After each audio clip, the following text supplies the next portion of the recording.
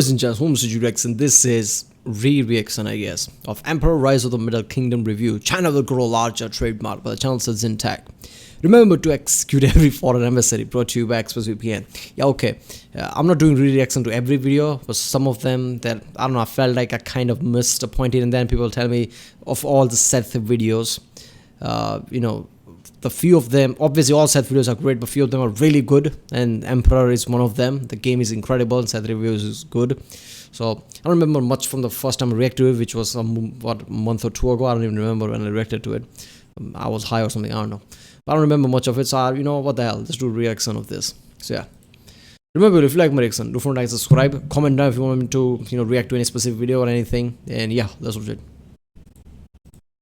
Hey people, Seth here. Hey ren, shisu saicholi. As China's geopolitical relevance and power grows, we must all humbly admit the impending inevitability that it's only a matter of time before we're all speaking Mandarin. So, you better get started. And what better way than by appreciating Chinese culture before our new masters from Beijing begin their iron-fisted rule. Today, we're going to learn how to appreciate Chinese culture by playing a historical Chinese city-building game. Neighborhood too ugly? Just wall it off. Mongolians at your gates. Yeah, well, fucked up thing about is the recent event, right? When he was asked to a Chinese diplomat or something, like, okay, what about this invasion? And the person said, this is not an invasion, right? It's what are military, whatever it's called, right? Whatever they call it. Military expertise. Well, I don't know what they call it, but it's not an invasion. That's the emphasis they put on. So I guess China is supporting this thing because I guess if China support this one, right? When China decide to do something like invasion or something, right? They get support or something. So I don't know. The outcome looks really grim. So when he said like, okay, we'll be speaking Chinese pretty soon, that first time when I watched the video, I'm like, okay, yeah, because China is becoming more economically powerful, right? China will, maybe one day the graph shows they're going to replace USA as most economically powerful country. So that's why we'll speak Chinese. Now when I hear him say that we'll be speaking Chinese, I have a different thing in my head. Like, maybe there will be lots of invasion. Maybe we'll be speaking Chinese, I guess. Just wall them off. China loves walls. Ancestors unhappy? Break some pottery. That should make them happy. Develop gunpowder. Improve your technology. Then, pick the nuke general and upgrade your nuke cannons to use neutron shells. These will eliminate the Mongolians, but leave your feng shui intact. Unemployment too high? Garnish their wages. New village doesn't want to trade? Send spies to sabotage their economy and shit in their rice bowls. Then, export white rice to them at a premium. Establish bureaucracy. Fail to collect any form of tax revenue because you have nothing to write on. Send loggers to cut bamboo. Get mauled to death by pandas. Send in the police to distract them. Get mauled by tigers instead. Establish a nobility. Spend most of your GDP on providing rice noodles to the nobility. Lose half of your workforce because they forgot to drink water. Lose your dynasty. Lose your head. Rinse and repeat. Welcome to Emperor Rise of the Middle Kingdom. As one of Impression's game's final city building projects, Emperor is probably the which one? Middle Kingdom. As one of Impression's game's final Pharaoh Caesar 3's use. Okay, now, okay, so they dabbled in every single type of kingdoms, right? Greek, Roman, Egyptian, and now the Chinese. All right. Like, I'm guessing Impression Games is a great developer for games like this, right? I'm pretty sure I remember the Pharaoh review, which was incredible. The game was incredible overall. So yeah, obviously they're gonna make a good. I guess this is the latest one, Emperor one. Is that no? This is from 2002. So is the Pharaoh one the latest one? City building projects, Emperor is probably the most streamlined and straightforward of a bunch. Everything works clearly and efficiently, and you're no longer constrained by older mechanics in the series, such as living standards, ethics, and human rights. Here in ancient to middle-aged China, the only thing that matters is raw productivity, and ensuring that your population has more variety in their food than just millet and silkworms. China is a hardcore place, and it has a very hardcore history, which you can experience across a series of increasingly difficult campaigns. That's centuries right there. Damn, from Shai dynasty or whatever that's called, and to all the way to Song dynasty, right? The end of 400 years of Shire rule. Okay, these are centuries, if not millennia. Wait a minute. Experience across a series of increasingly difficult campaigns. Manage your peasants, cultivate feng shui, and export cheap electronics to the rest of the world, and you'll see your That's awesome. Intel Xenon AMD Ryzen 7 Core i9. Okay. Look at that. Even he thought about the prices. Of course, Core i9 is gonna cost the most. Status not selling, not selling. to the rest of the world, and you'll see your city flourish. Mismanage everything, and you'll see your city fall apart. As Confucius once said, If an Nvidia factory is currently not on fire, it will be on fire. observe his wisdom and build a Okay, I get it. I get that. Oh man, the factory thing, that was just ridiculous when it happened, right? I saw in the news like, okay, factories caught on fire. Like, what the fuck? There goes all the expensive chipset. And I'm pretty sure they're gonna make sure that all that cost gets transferred to every consumer, so the future processors are going to be even more costlier. appropriate health and safety measures, or else. Emperor is a game of balance, but mainly balancing your finances. If you fail to establish adequate civilization and turn a profit within the first 2 years of game time, consider your government position terminated. In many ways, ancient China had the right idea about administration. They do a good job, they get to keep their job. They do a bad job, they lose their head. Emperor is also a game of planning. You need to plan out your city's layout to satisfy everyone's needs. The nobles want to be far away from the commoners. The commoners want to be far away from all the workshops, factories, and rice fields. The rice farmers are content no matter what, even if half of their children keep getting systematically eaten by tigers. This is an unfortunate loss, but rice picking is no profession for slow children. You might ask, what is the purpose of these obese, lecherous bottom feeders we call nobles? I'll tell you, military. China is not a peaceful place, and there's many people who don't understand the fine art of diplomacy, and the only real way of communicating to these people that there's a better alternative to violence is through ultra-violence. Crush them, subvert them, invade them, and then demand everything they have. When they give you everything they have, demand How the fuck this game is from 2002? I'm finding all these different type of game which has really complexity to their games, right? I mean, this is not just simply like conquer a place and just, no, there are you can basically, like he says, send spies, pummel their economy, whatever. Many approach to basically defeating your enemy. There's so many layers to it. And this game is from 2002. How the fuck I never came across any games like this? I mean, I know the, Rise of Empire or whatever, right? Games like that. But that was really simplistic game. Like, you build your fucking empire, then I guess you increase your military power, you fight along, that's the game. All the games I came across were like this, never this complex.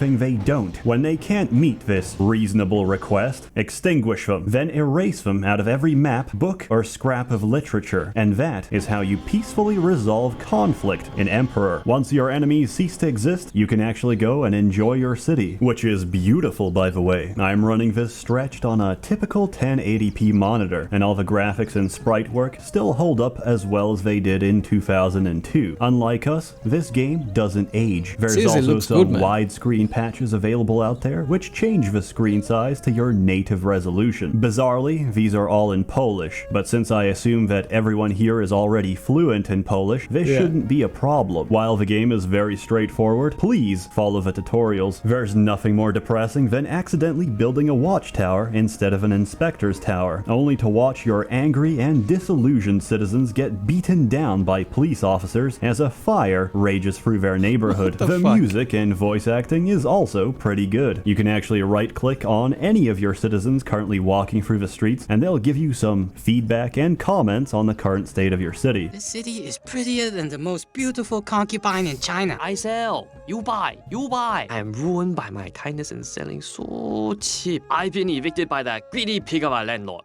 I hope a dragon eats him. The voice acting by the citizens is fantastic. The same cannot be said of the narrator. The verdant lands along the humid shores of the Yangtze River are ideally suited for growing great quantities of rice. Your wisdom is as bright as the white rice growing abundantly in the paddies. Who sounds like he's one step away from falling over dead in his pawn shop. Interesting. Yeah, it's just like it feels like he's trying to get that accent, but he doesn't have that accent, right? He's just trying to do that.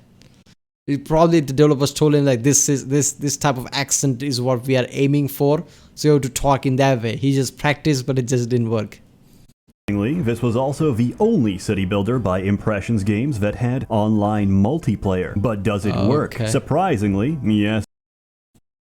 Yes, it does. With a little bit of Game Ranger magic, you and your friends can finally roleplay together as Chinese magistrates. Okay, so I learned that city walls, or these little walls that you build, they keep the bad feng shui out and keep the good feng shui flowing. Confucius said, big tits with no ass will fill your hands, but big ass with no tits will fill your heart. It works very well, and it's a lot of fun invading your friends. While this game gives you a good background to appreciating Chinese history, just remember that the historical accounts given here are very clean and sanitized to keep the PEGI 12 rating, and do not reflect the colorful language and flowery prose you can find in the more vivid accounts. For example, in the game they don't explicitly state how one of the earlier dynasties, the Shang dynasty, came to an abrupt end, all because of a single woman, Da Ji. Da Ji was the favorite concubine of Zhu, the tyrant of Shang. He was so infatuated with her, he fulfilled her every request, and with each request, her requests grew more and more depraved. It was said that her greatest joy was to hear people cry out in pain. In one case, she saw a peasant walking barefoot on the ice and ordered his feet to be cut off so she could study their resistance to cold temperatures. In another, she had a pregnant woman's belly cut open so she could satisfy her curiosity of what goes on inside.